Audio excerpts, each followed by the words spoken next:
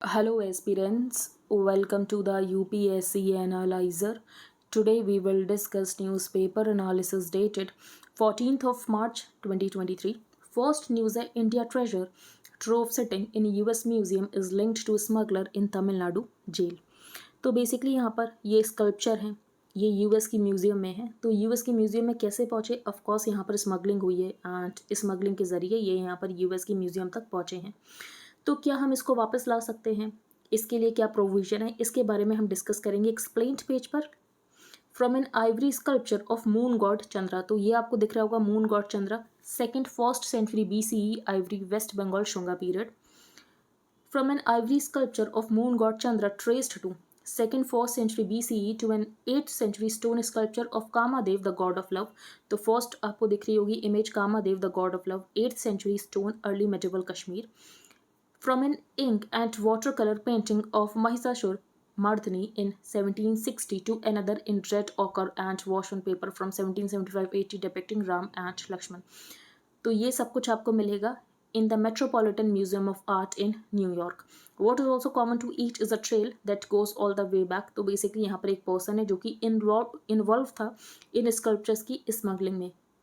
इस पर्सन को यहाँ पर अरेस्ट कर लिया गया है एंड ये कस्टडी में है। 2012 से ही ये इंडिया की कस्टडी में है। 2011 में इसका एक्स्ट्राडिशन कराया गया था। Retail inflation drops to 6.44% but still above RBI upper band. RBI को इन्फ्लेशन मेंटेन करना होता है 2 से 6% की रेंज में। तो इन्फ्लेशन 6.44% है, इसका मतलब ये है कि ये अभी भी RBI को जिस रेंज में इन्फ्लेशन मेंटेन करना पड़ता है उससे तो ये ज़्यादा ही है। सबसे बड़ी प्रॉब्लम यहाँ पर कोर इन्फ्लेशन की है। कोर इन्फ्लेशन क्या होता है? जिसमें फूड एंड फ्यूल इन्फ्लेशन को काउंट नहीं किया जाता है।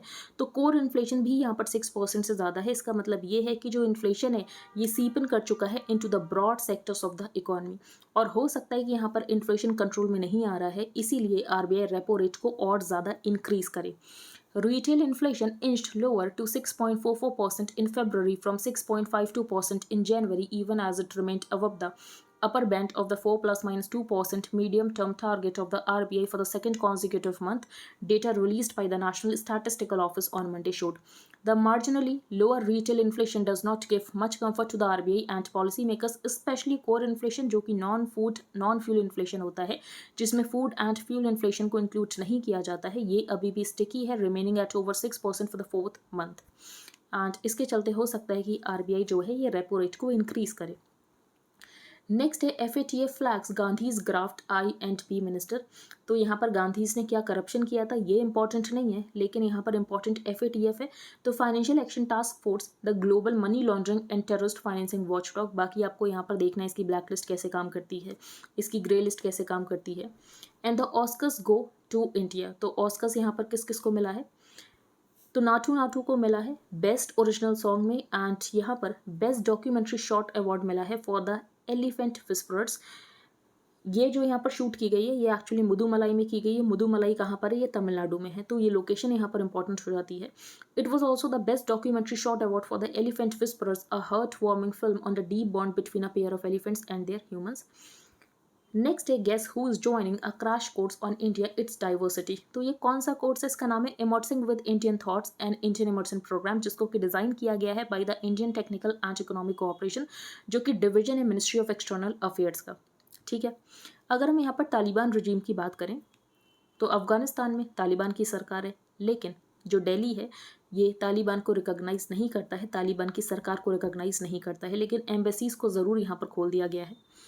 The course, titled Immersing with Indian Thoughts and India Immersion Program, is designed by the Indian Technical and Economic Cooperation, a division of the Ministry of External Affairs that executes capacity building projects in partner countries. Delhi, which has not recognized the Taliban regime, reopened its embassy in Kabul in June 2022.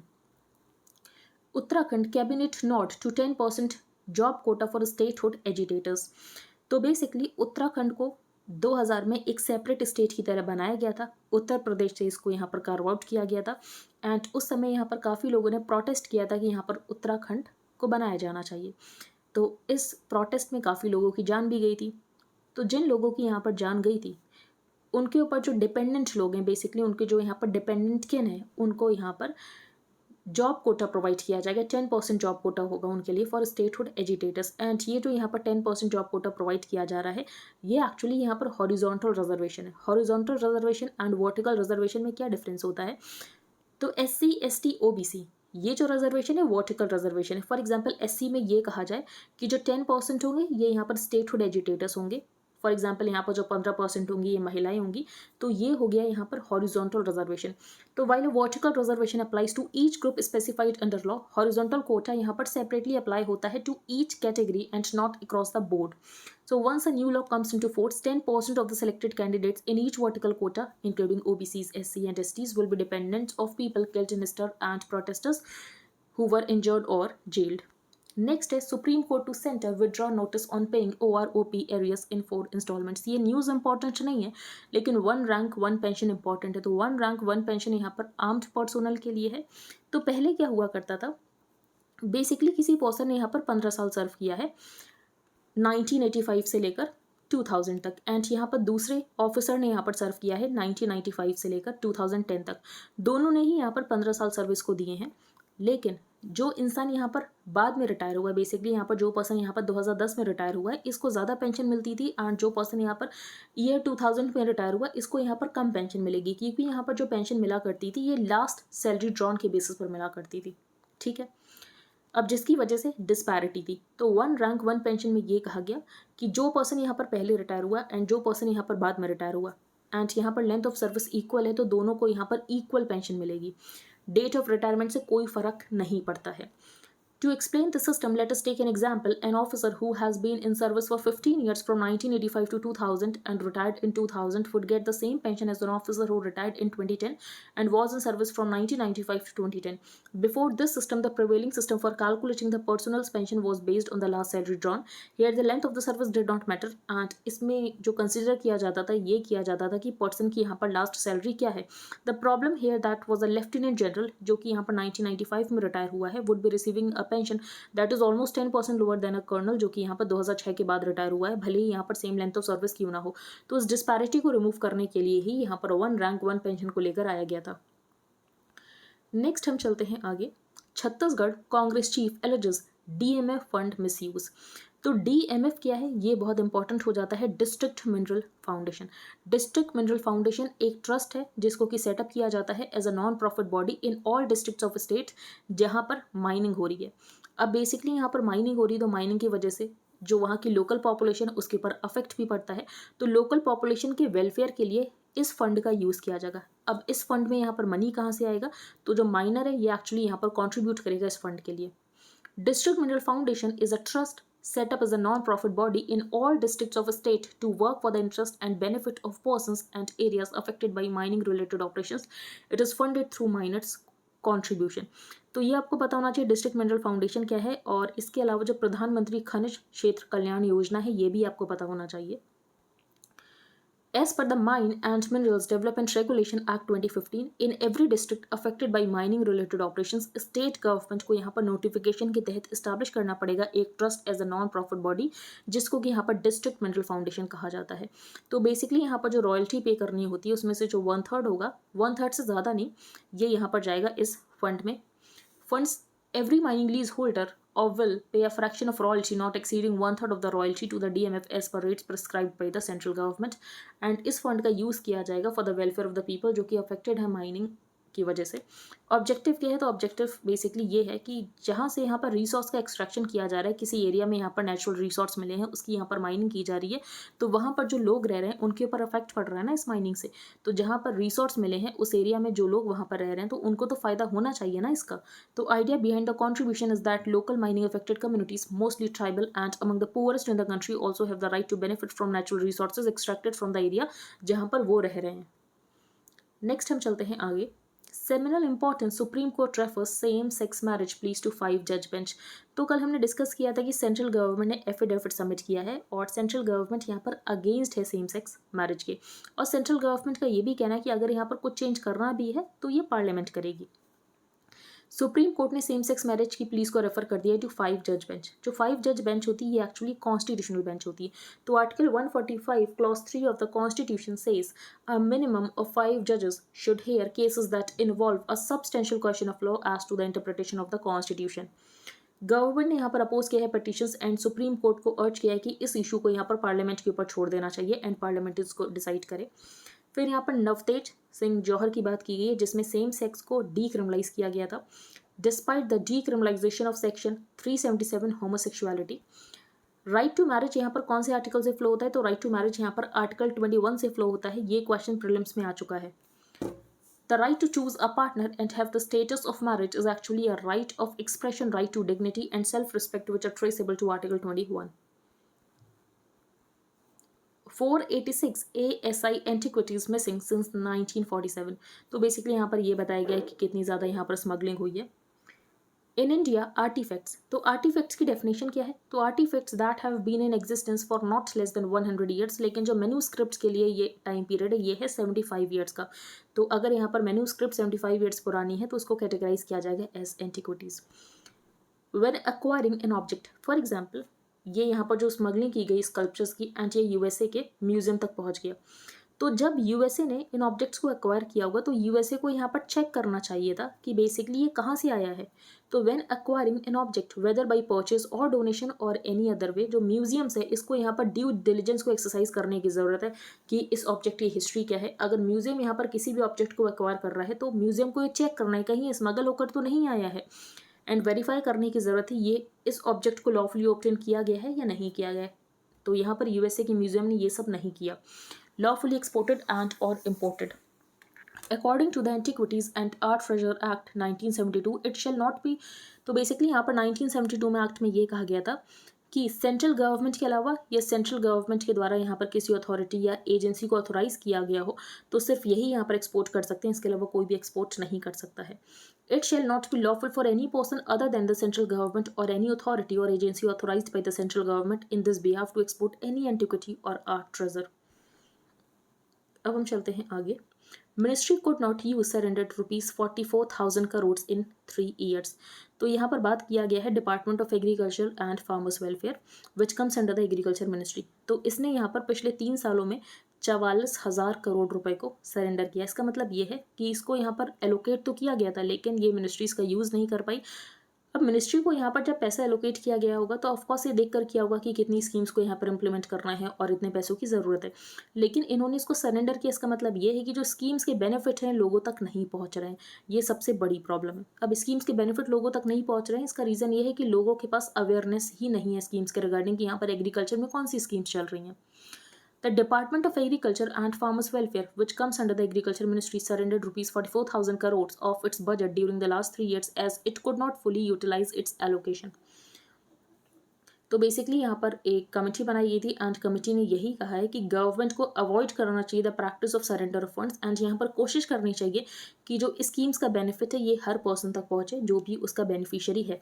Surrender of large amounts by the department is significant क्योंकि government ने यहाँ पर जो पैसा allocate किया गया था ये एलोकेट किया गया था for schemes aimed at farmers welfare. If the department is not able to utilise the allocated funds, इसका मतलब ये है कि जो बेनिफिट है इस स्कीम का ये लोगों तक नहीं पहुँच रहा है, फार्मर्स तक नहीं पहुँच रहा है। फिर यहाँ पर प्रधानमंत्री फसल बीमा योजना की बात की गई है जिसमें यह कहा गया है कि क्लेम सेटल नहीं हो रहे हैं और आप यहाँ पर पैसा वापस कर रहे हो। The committee also asked the department to look into the reasons for delay in settlement of claims by insurance companies under Pradhan Mantri Fasal Bima Yojana. The committee has been informed that the surrender of funds is mainly on account of less requirement under northeastern states, scheduled caste, subplan and tribal area subplan components। आगे चलते हैं। The India movement Oscars के ऊपर article है, बिल्कुल भी important नहीं है। द बिग पिक्चर ऑस्कर्स के ऊपर आर्टिकल है, बिल्कुल भी इंपॉर्टेंट नहीं है। आफ्टर द ऑस्कर ये भी इंपॉर्टेंट नहीं है। यहाँ पर जो शॉर्ट फिल्म है उसकी बात की गई एलिफेंट विस्परर्स की। ये ज़रूर यहाँ पर बताया गया कि इसको यहाँ पर शूट किया गया था इन तमिलनाडु's मुदुमलाई टाइगर रिजर्व। तो मुदुमलाई टाइगर रिजर्व कहाँ पर है ये ज़रूर इंपॉर्टेंट हो सकता है। आगे हम चलते हैं। ब्रिटेन्स रियल मैच, ये भी बिल्कुल भी इंपॉर्टेंट आर्टिकल नहीं है। द न्यू हेम्समैन, चाइना के बारे में कि जो यहाँ पर शी जिनपिंग है ये 3rd टर्म इनको मिल चुका है चाइनीज प्रेसिडेंट, ये हम कई बार डिस्कस कर चुके हैं। नेक्स्ट है द ग्रेट निकोबार जोक। ये आर्टिकल अच्छा हो सकता है तो बेसिकली यहाँ पर ऑथर ने ये कहा है कि जो गवर्नमेंट है ये ग्रेट निकोबार आइलैंड पर एक नेवल बेस बना रही है, ठीक है। ये नेवल बेस बहुत इंपॉर्टेंट हो सकता है चाइना को काउंटर करने के लिए, क्योंकि इस नेवल बेस की वजह से जो मलक्का स्ट्रेट है इसके ऊपर इंडिया का ज़्यादा कंट्रोल आ जाएगा। एंड अगर हम मलक्का स्ट्रेट से बात करें तो चाइना का बहुत सारा ऑयल जो है ये मलक्का स्ट्रेट से पास होता है, ठीक है। और अगर हमने मलक्का स्ट्रेट को चोक कर दिया तो चाइना को हमारी बात माननी पड़ेगी। एंड जो चाइना यहाँ पर ट्रांसग्रेशन करता है तो ट्रांसग्रेशन को हम काउंटर कर सकते हैं मलक्का स्ट्रेट को चोक करके।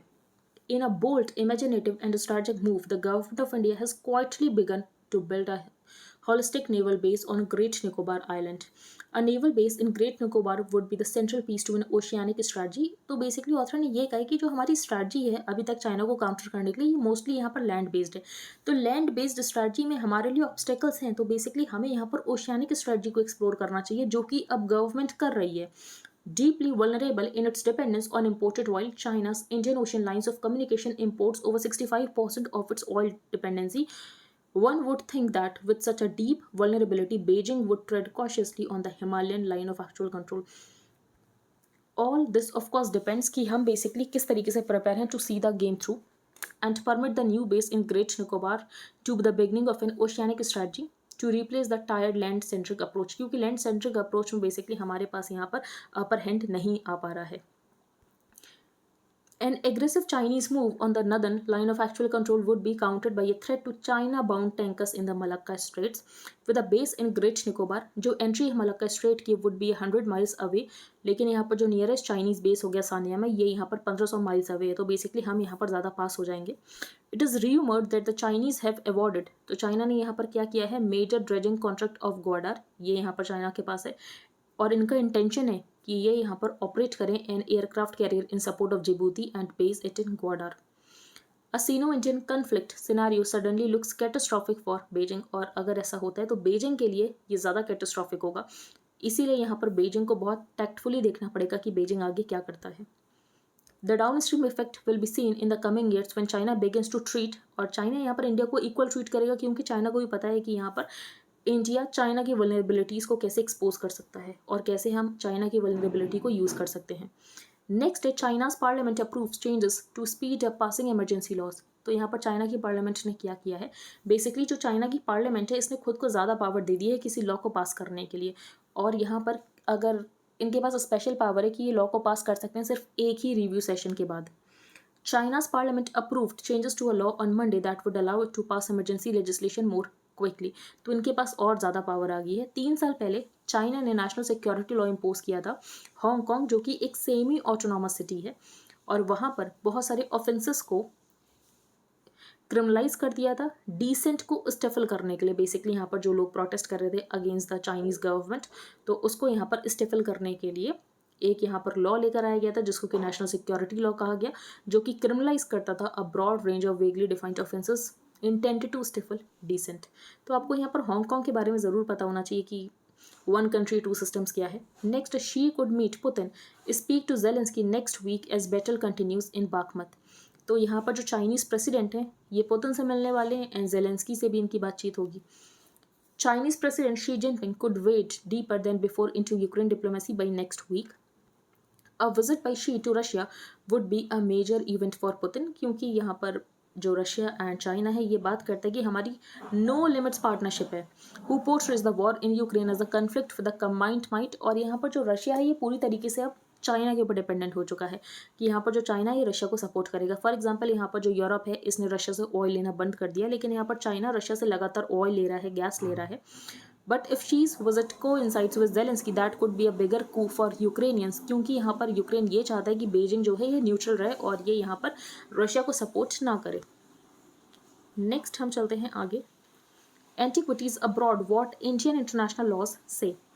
Antiquities and art treasure act, तो बेसिकली हमने यहाँ पर डेफिनेशन देख लिया जो कि एटलीस्ट 100 साल पुराना तो हो एंड मैन्यूस्क्रिप्ट के लिए एटलीस्ट 75 ईयर्स हो।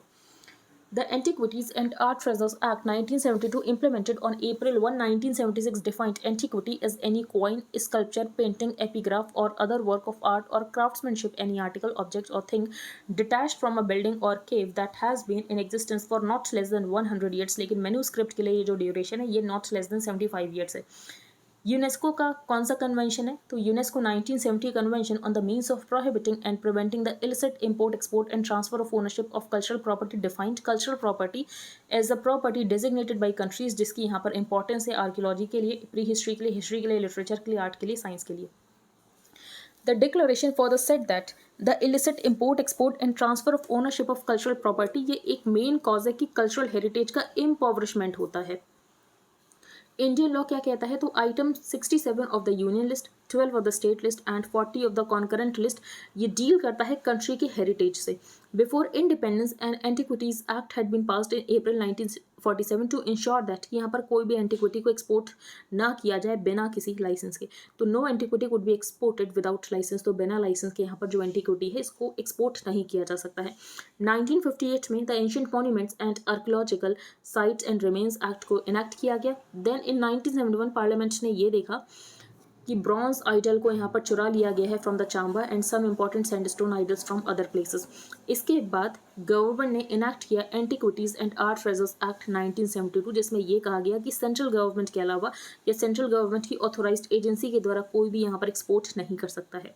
It shall not be lawful for any person other than the central government और एनी अथॉरिटी और एजेंसी जो कि ऑथोराइज की गई है सेंट्रल गवर्नमेंट के द्वारा टू एक्सपोर्ट एनी एंटिक्विटी और art treasure. No person shall himself और by any other person on his behalf carry on the business of selling और ऑफरिंग दिस लाइसेंस. और ये जो लाइसेंस ग्रांट किया जाएगा उस पर्सन को ये ग्रांट किया जाएगा by the archaeological survey of India.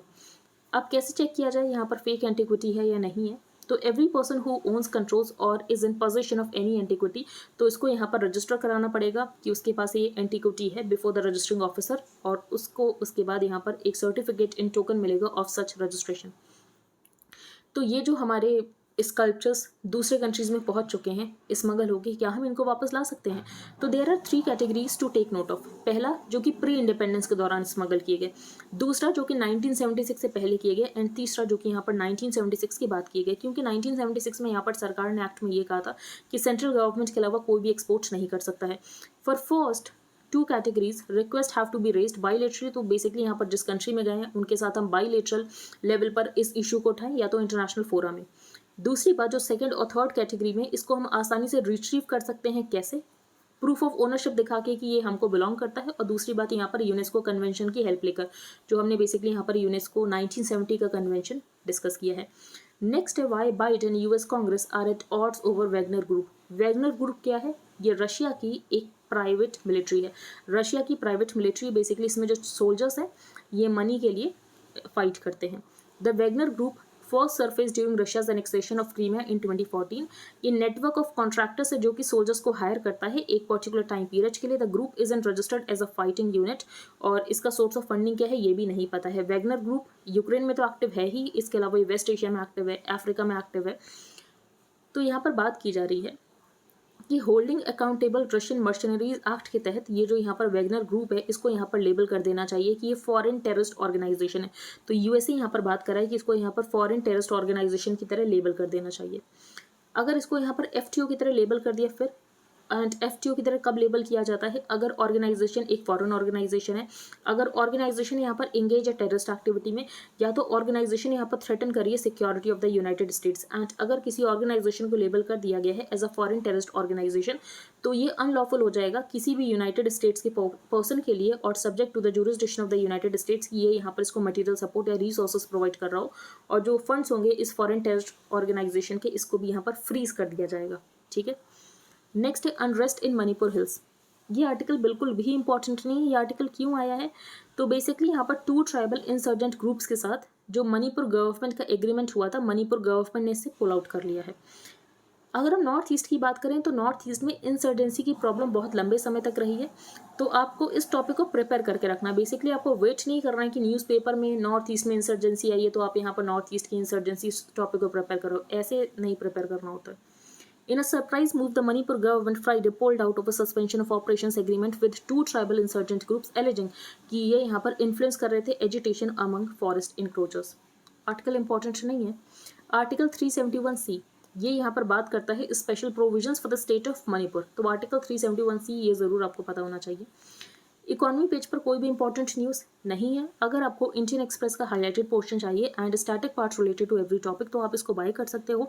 इसके लिए आपको क्या प्रोसीजर फॉलो करने की ज़रूरत है, तो सबसे पहले आपको अपने टेलीग्राम अकाउंट का एक यूज़र नेम बनाना है। Then you have to change your privacy settings.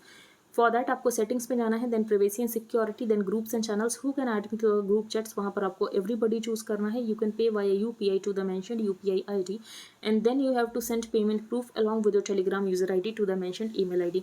Second programme जो रिवीजन सीरीज है, आज इसका लास्ट डे है ज्वाइन करने का। तो अगर आपको ज्वाइन करना तो आप कर सकते हो, आज के बाद आप नहीं कर सकते हो, क्योंकि बेसिकली उसके बाद जो यहाँ पर लेक्चर्स होंगे बहुत ज़्यादा हो जाएंगे, आप इसको कवर नहीं कर पाओगे। तो करंट अफेयर्स अगर आपको ज्वाइन करना है लास्ट 1.5 ईयर्स के लिए फॉर दिस अपकमिंग प्रीलिम्स तो आप कर सकते हो। उसके लिए आपको मेल करना पड़ेगा इस पर्टिकुलर मेल ID पर। तो आज लास्ट डे है ज्वाइन करने का, इसके बाद आप ज्वाइन नहीं कर सकते हो। आई होप आपको सब कुछ क्लियर हो गया हो। अगर आपका कोई भी डाउट है तो आप टेलीग्राम ग्रुप पर पोस्ट कर सकते हो। एंड अगर आपको एनालिसिस अच्छी लगती है तो आप लाइक शेयर सब्सक्राइब कर सकते हो, कमेंट कर सकते हो। Thank you and have a nice day.